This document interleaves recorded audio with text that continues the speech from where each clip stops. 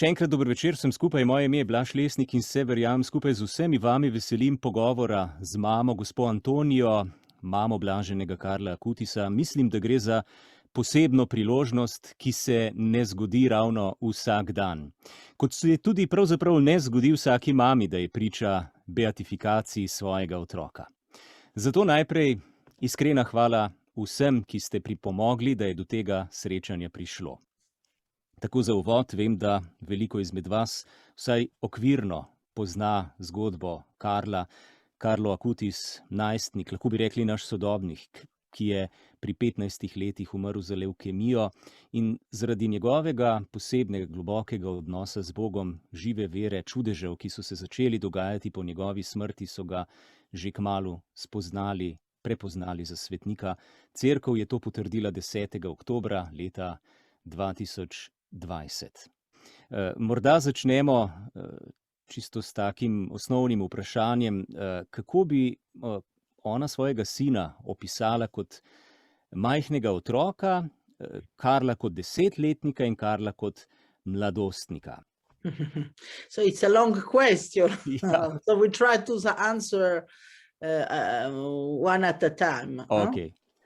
Okay, since Carlo was a little child, he was quite, always what, really touched me was his obedience and his generosity. He was very, very, sweet.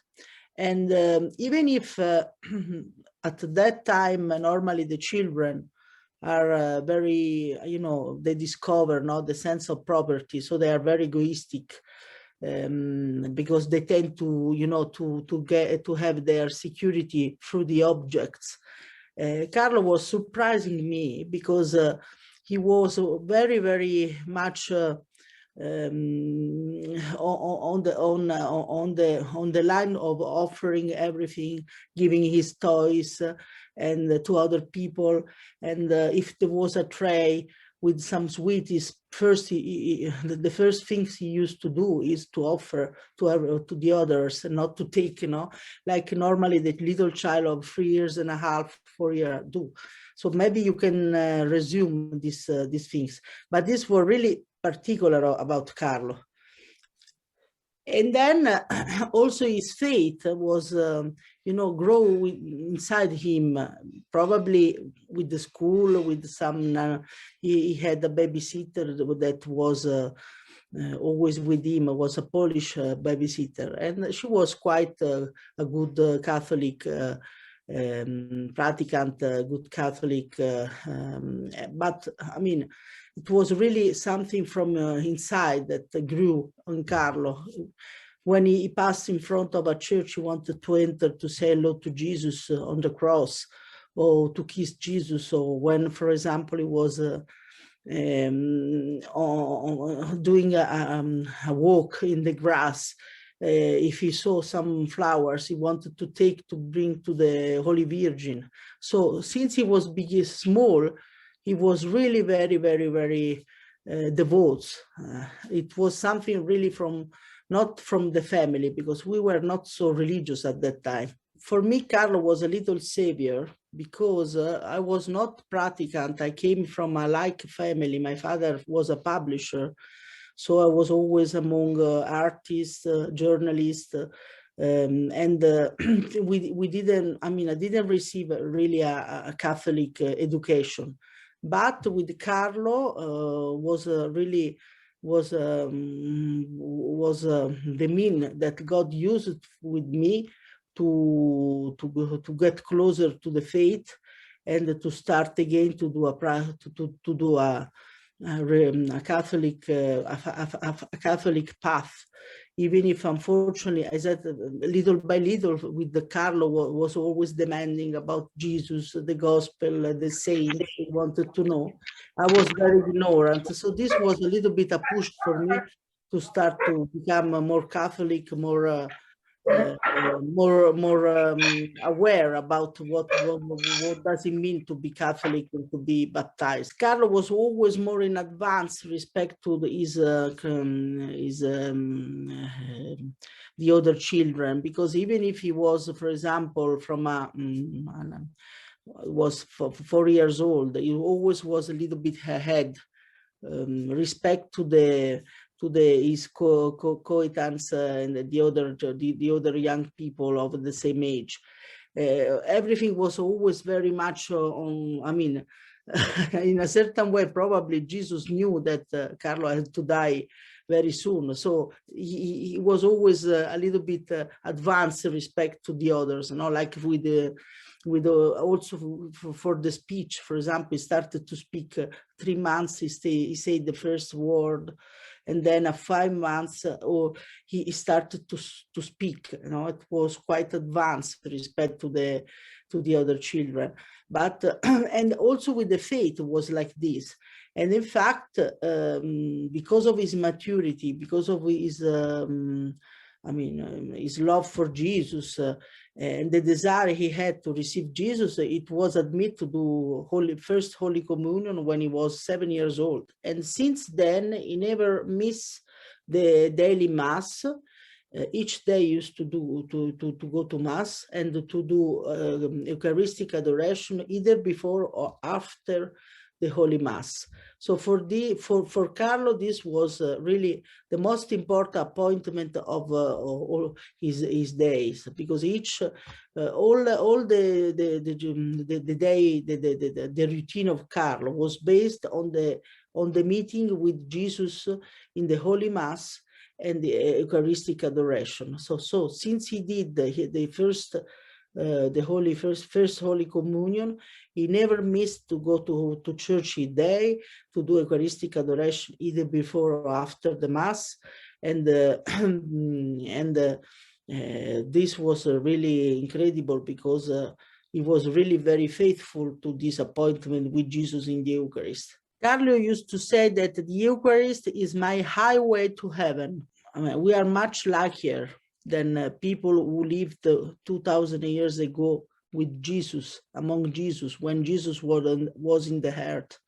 Because these people, in order to be able to approach Jesus, had to walk kilometers, and it was not so easy to approach Jesus because he was interred always over 1,000 of people, and it was not very easy to speak with Jesus, to see Jesus.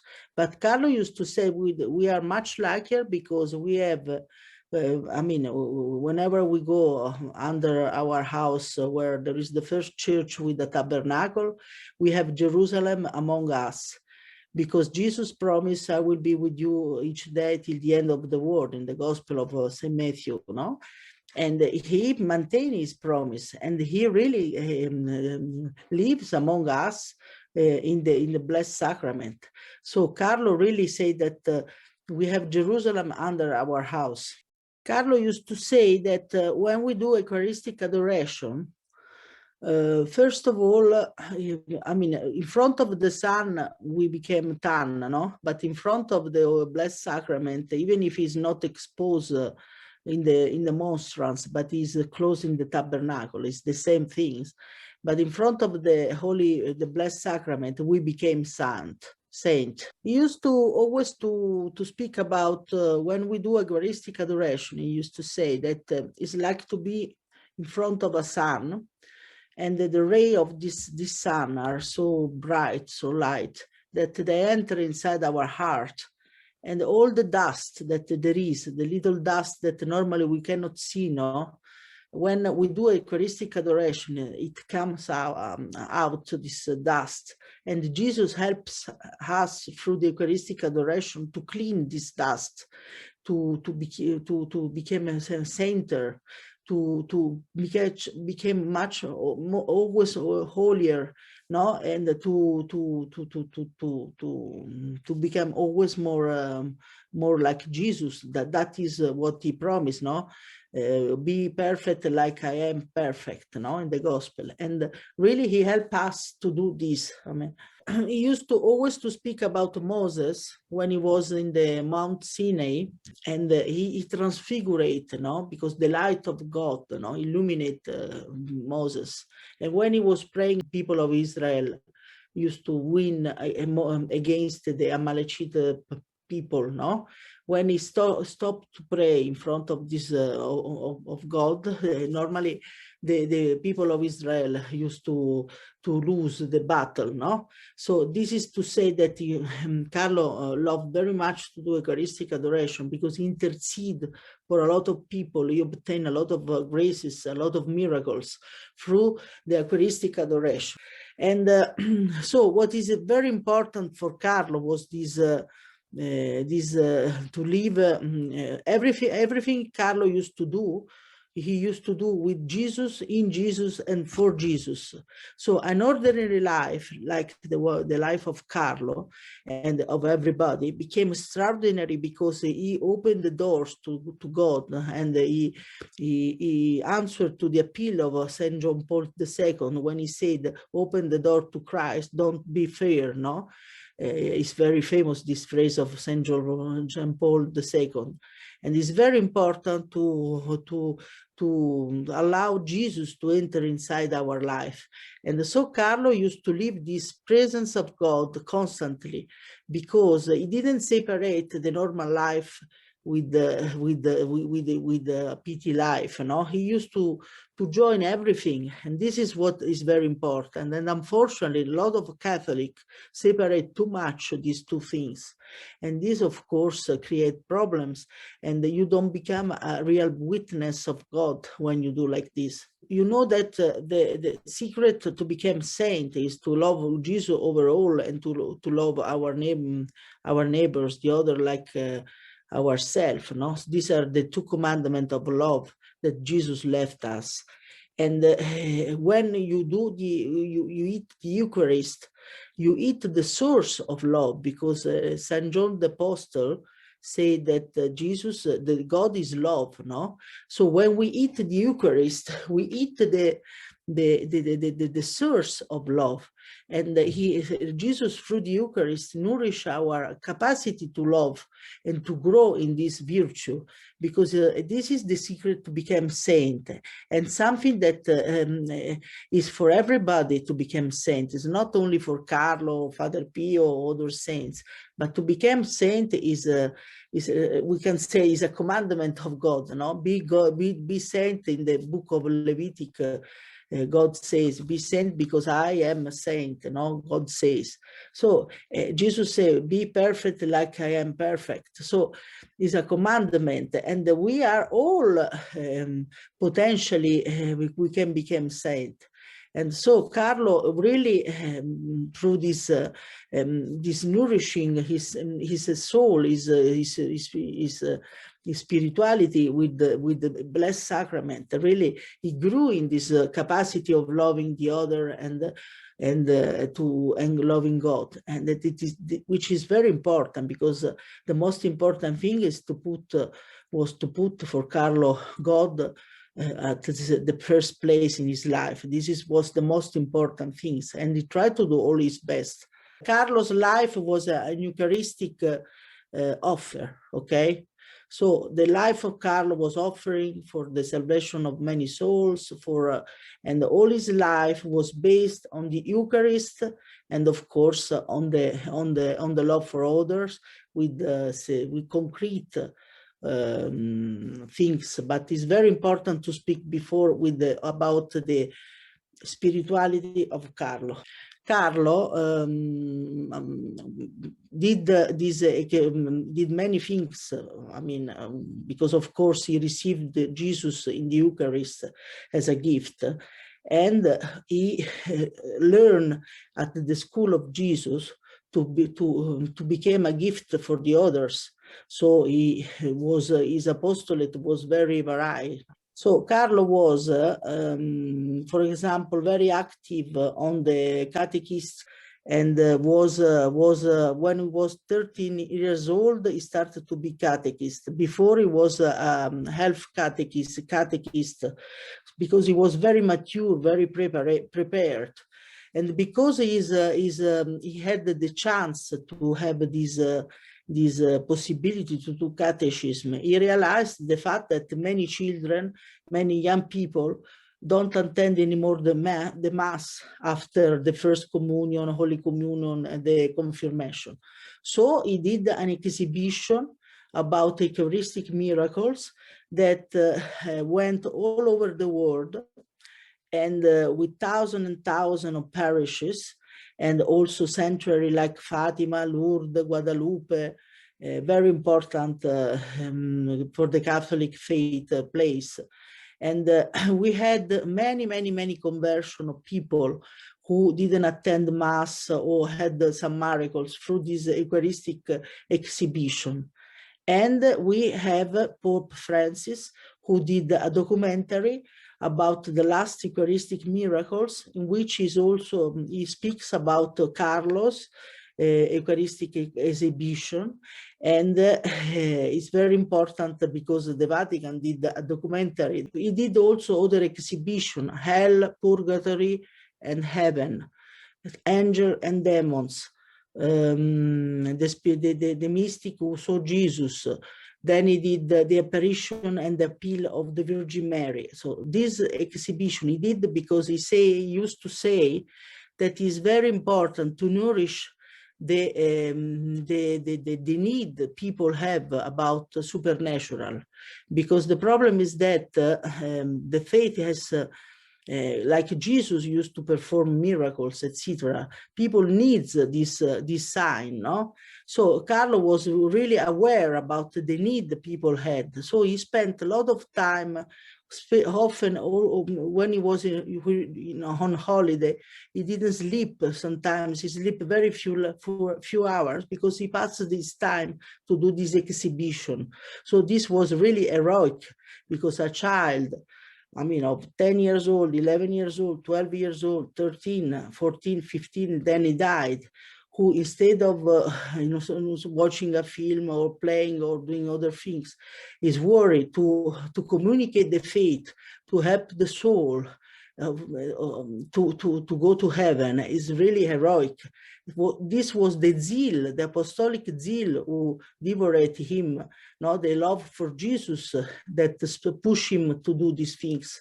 Because Jesus said to St. Peter, you love me, if you love me, be a good shepherd, no? So this is the apostolic commandment of God, no? We have to be like a good shepherd, no? A good pastor.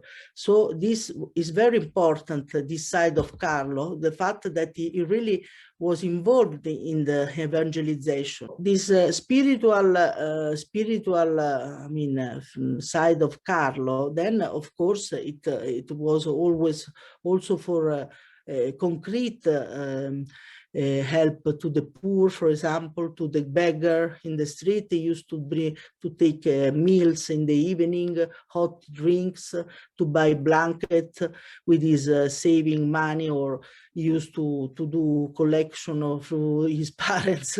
He asked, can we buy this or that for that poor? So he created a sort of caritas, domestic caritas. He was helped from his one of the person who used to work in our house, that was first was Hinduist, then he converted because of Carlo, and he became a Catholic. So Carlo had also many fruits also when he was alive, because he was a real witness about the love of God. And of course, he tried to also to help people concretely, like the beggar in the street, or people who was object of bullyism, especially in the school. There were a lot of young people who had problems because they were shy or they were problems. And Carlo helped a lot of this situation. And then Carlo did the catechism.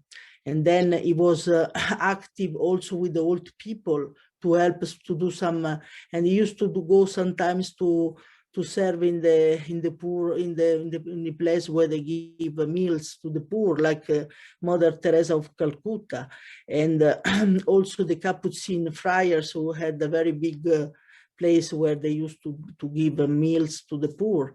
So he was really very active in the apostolates, no? In every field. Of course, he couldn't do everything together, but for a period he did this, for another period. And the things of the beggar he used to do all the time, especially during the winter, that Milano is a very, very cold town. So sometimes people that sleeps in the street, we live in the center of Milano, so we have plenty of these people, unfortunately, without a home and with a serious problem. Also to help younger people to, for example, for the studying, if they have problems with the studying. He was a genius of computer, no? He was considered really a genius, but he used these skills to do evangelization through internet. He was able to do programs like the informatic engineers, and he used to buy the books of the Polytechnic of Milano, the university, which is one of the most important university for doing computer studying in Italy. And he used to buy these books and to do concrete programs with the C, C++, Ubuntu. People who knows computer programming knows what does it mean this.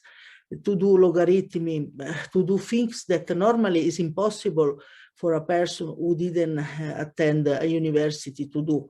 But Carlo used these skills to do, not because he wanted to, you know, something for you know, to become good, I mean, famous with as an engineer, etc., or rich, but he wanted to use these skills to help people, because he understood that the internet was a fantastic mean to spread the gospel all over the world. We can say that Carlo was an influencer of God. Instead of being an influencer of how to dress or how to eat, what to buy, he was an influencer of God in a certain way. And the Pope Francis quoted Carlo in the document that was done after the Synod of the Young, which is called Christus Vivit, and he dedicated a chapter to Carlo, addressing Carlo to all the young people of the world as a model on how he used internet to spread the gospel, the love for Jesus. I tried to do the picture of the most important future of Carlo, because it's difficult to speak in a question about Carlo, but I try to give you a big picture, no? Then after you can do other question, okay? More particular, more